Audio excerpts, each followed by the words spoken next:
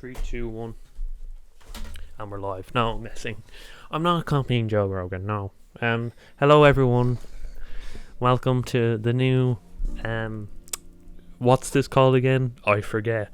20 minutes with my thoughts. I think that's what it's called. And I'm with James Shannon, an up and comer in the Irish music industry. We're going to talk about James, what he has to come. He has a big project coming up.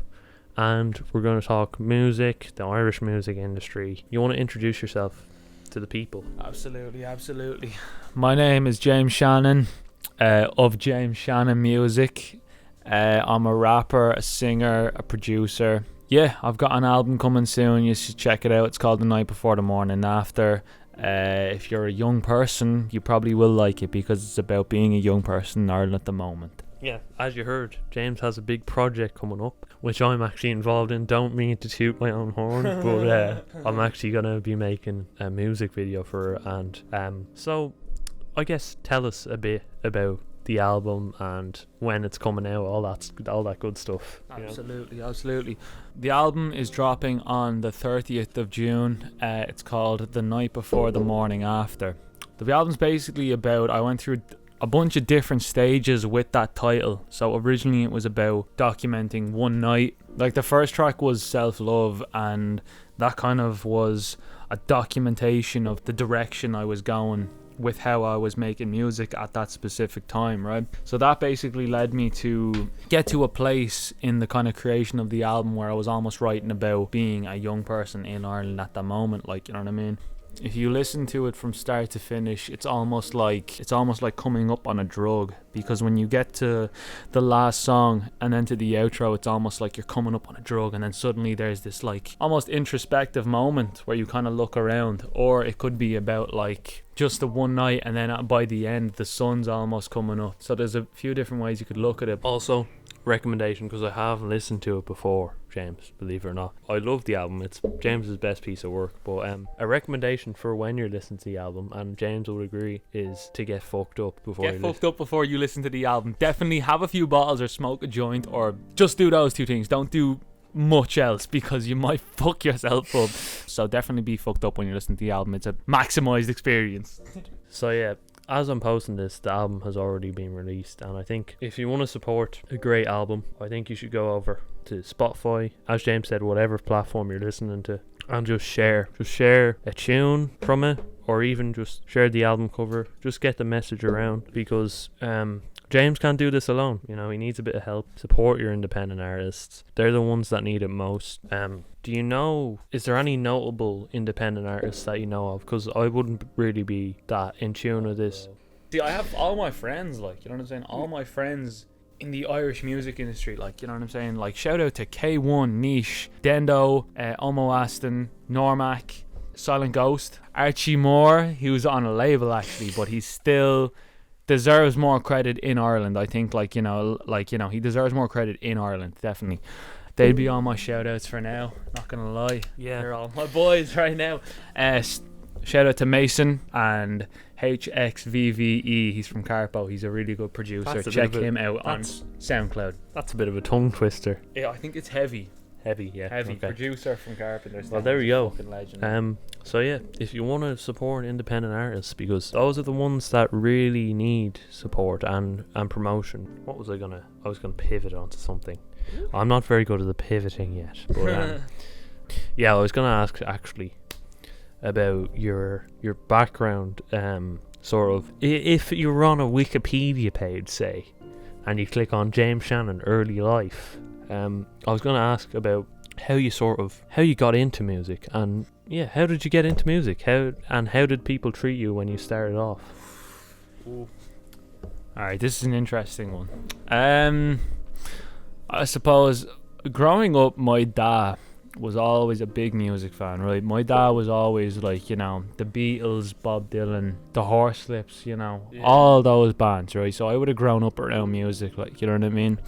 I think very early on in my life, I think I went from wanting to be a fucking footballer, I wanted to be a Gaelic footballer, a construction worker, all the way to a fucking YouTuber, right? But through my whole life, I never really noticed it until later on, but music was always kind of an underlying interest of mine. Like, played the guitar since I was 8 or 9 years old, and I started playing the banjo since I was about 10 years old. No matter what I was doing in my life, if I was trying to play football or if I was trying to do something in school, like, you know what I mean, I was never really quick catching on to anything but music, you know what I mean. Like, when I was younger, I used to pick up music faster than I'd pick up anything else, you know what I mean. So I think, but one day I was just like, you know, I was just getting into, since the age of maybe 11, I'd got very into rap music. So I think one day when I was 14, I just said, like, you know, why don't I try this? So I think I put on the beat for My Name Is by Eminem. Yeah. Sat at the bottom of my bed and I just wrote something. I just wrote something. I never obviously did anything with it, but for a few months after that, then I was just writing. And I eventually released a song. You asked there about perception and how people received it when I first started.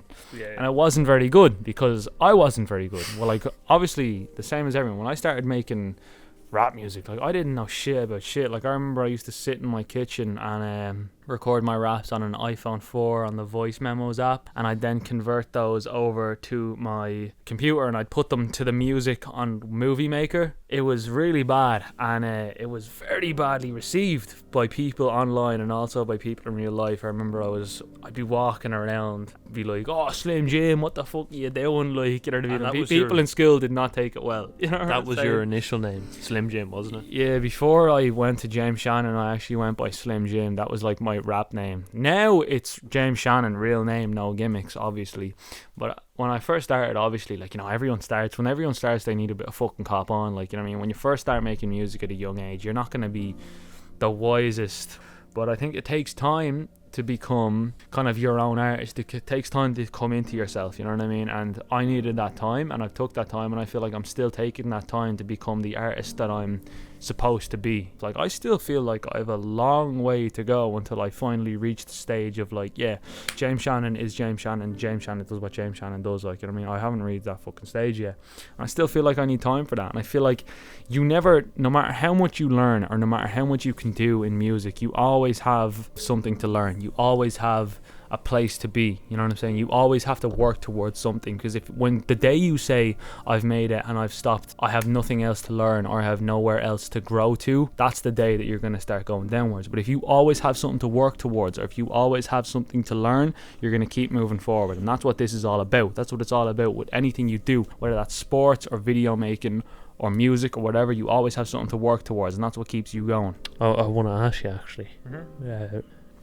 I don't mean to bring race into the issue because of the things we're going on with, but Eminem, he was the first popular white rapper, correct? Yeah, he was the first kind of Eminem was the first kind of like rapper to break the stereotype that white people couldn't rap, because obviously you had your Vanilla Ices and your Milk Bones before Eminem. They were more novelty. They didn't really stand up as rappers, like, but Eminem was the first kind of to do it better than everyone who was doing it at that point, like, you know what I mean? And, like, do you think because of Eminem only sort of emerging in the 90s, that it took that long, 20 years to catch on here, for rappers to come to Ireland? I can't think of a rapper from Ireland before the 2010s. I don't know. There has been. Listen, I don't know the first Irish rap, but I know there's been rap in Ireland since about the fucking 80s, like. Really? Like, flat out, yeah, seriously. It wasn't a thing. It wasn't just like, this is Irish rap. It was just like some lad from Ireland made a rap and it somehow caught on, like, you know what I mean? There was lads in the House of Pain that were Irish, supposedly, I think. Like, Irish rap as a brand has only caught on since like maybe 2015 or something, which is when I started rapping. We're moving on now. So, I suppose wrapping up the music section of this, after this album, as a friend, I would like to see you get a few gigs somewhere, you know what I mean? I appreciate that. Yeah. But yeah, where would you want yourself to be in the next 5 years, whatever? Next 5 years. If every piece of music I drop can be appreciated by a wide enough audience and people can listen to it and get something from it and want to come back to listen to it, and if each album I drop or if each single I drop makes people feel something and they want to come back to it and listen to it again and again and again, and each time they get something from it, that's what I'm looking for. Like, when I listen to certain pieces of music from artists like Frank Ocean or Mac Miller or Ray Charles, then every time I go back to that, I'll get something. That's what I'm looking for more to do with my music. You know what I mean? Like, I get you, yeah. absolutely. So you want people to relate to your music, Yeah. because like that's what at the end of the day you're listening to a tune. Obviously, if you're listening to a banger, you're bopping to it. You know what I mean? Yeah. But if you're listening to a lyrical tune or an introspective song, you want to take something more from it, and you want to relate to it from your perspective of things, relating to someone else's perspective from things who wrote the song. Or Like, yeah, no, it can be even one lyric in a song. Like, the whole song you can enjoy it, but there could be one part of that song that really just like resonates. You know what I mean? yeah. Like, you know, artists who really write about something that they believe in, you know what I mean? Or artists that are really telling just not even the truth, but a truth. That's the stuff that lasts, and that's the stuff that'll resonate with people, you know what I mean? I'm thinking back to a time before COVID-19, and I'm sure James is thinking back to this time as well. We have some school stories, and one of them is the first time I really talked to James. Now, to be honest, I thought he was a bit of a weirdo, you know what I mean? He was like, oh, that fella who did music in the school. Anyway, we were at this Gashka trip, which is, if you don't know Gashka, it's the President's Award. You know, little Michael D, he gives out the award. He gives the gold one now, only the gold one, but we got the bronze one because we were fucking shy. Right? So anyway, yeah, and for our little trip that you have to do we went up to Glendalough, the Wicklow Mountains. So basically, James got in a room with us somehow. I don't know how he did it, but it was in a little hostel, and I think we stayed for the night. We hiked up the mountain or whatever, did our little 10 miles, whatever the requirement is for Gashka to get your award. I still have it in there somewhere. But the best part of the night was when we came back to the hostel. You know, you meet all sorts of characters out there. If this man's listening, I'd be very surprised. But we went outside to play a bit of footy. You know, the car park where the hostel is. We were just talking in a circle, whatever. This lad strolls up. Hey guys, I'm Jesse, and I'm a Jehovah's Witness. And we're like, what the fuck? We're instantly thinking, get away from me, you pedo. But he wasn't a pedo. Yeah, I don't know if he was. He might have been. But yeah, he told the story like, oh, I'm on my holidays here, or whatever. The other lads came out, and slowly all of us were there talking to this fella called Jesse. And we eventually went in, and I think James was left. Yeah, no, listen. Man, they left me with Jesse to play fucking football, and I was standing there with him. He was like asking me all these fucking questions, and they were all looking out the windows at me fucking laughing. I was like, what the fuck? That was after, I think. And anyway, we went for dinner, which I think was spaghetti bolognese or whatever. It was fucking shy. It was awful. It was fucking... Which leads to the next part of the story, which is after this. It was stuck together like bloody, I don't know, like Twizzlers. That's what the fucking... The spaghetti was like Twizzlers, alright? It was awful. Finished dinner, whatever, and went back out, talked to this bloke Jesse. Played a bit of football with him, didn't we, James? We did, yeah. So then, I think he like fecked off for a bit, and we like had a few s'mores. Yeah. But then he started playing football with us again out the back, and What was he even doing? I don't know, man. He was just lost in a foreign country, and then eventually he got there, and the teacher was like. Australia, he was like, what are you doing playing with fucking this lad? Because he only noticed at the end, and we were like, sure, Jesse, this is Jesse, you know what I mean? And he was like, lads. So then we went in, alright. We got rid of Jesse eventually. We had to close the curtains and hide from him, but you know, yeah, eventually we went to our rooms. James was staying in my room, sadly, but yeah, with Jesse gotten rid of, we could focus on other activities and other controversial ideas that we had. If you don't know, we played this game called Bullshit, and there was about 6 of us there. Not gonna name all of them because, you know, I'd have a brain aneurysm if I tried to do that. And we played that, and that was to decide who would ring up the takeaway, because the dinner was dreadfully awful. So we said we're calling up the nearest takeaway and seeing if they deliver here.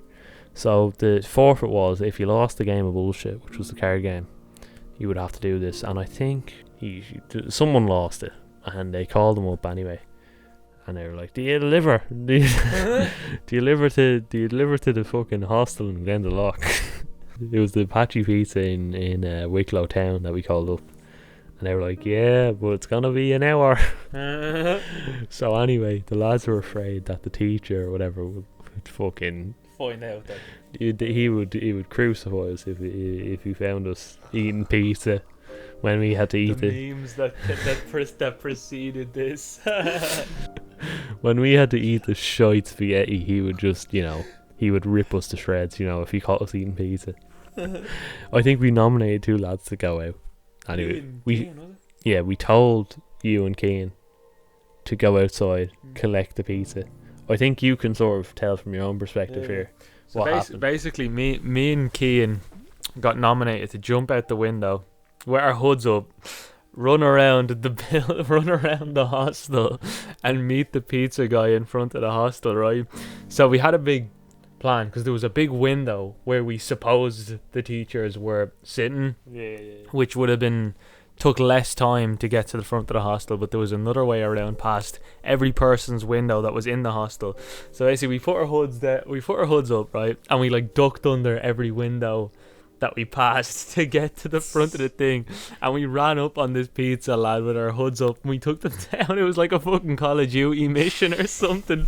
We like emerged from the shadows to collect the pizza and give them the money, and then we ran back around and we brought it in the window, man, and we had a Champions League moment. They came back with the pizza anyway, and it was a triumphant moment. We whacked on "We Are the Champions." Do you remember? We whacked on "We Are the Champions" and we just sang it, and it honestly, alright, this isn't an exaggeration, that was the best night of my life, and that's not an exaggeration. It was, in terms, like, it was. Would it be up there for you? Yeah, it'd be up there with some of the best nights.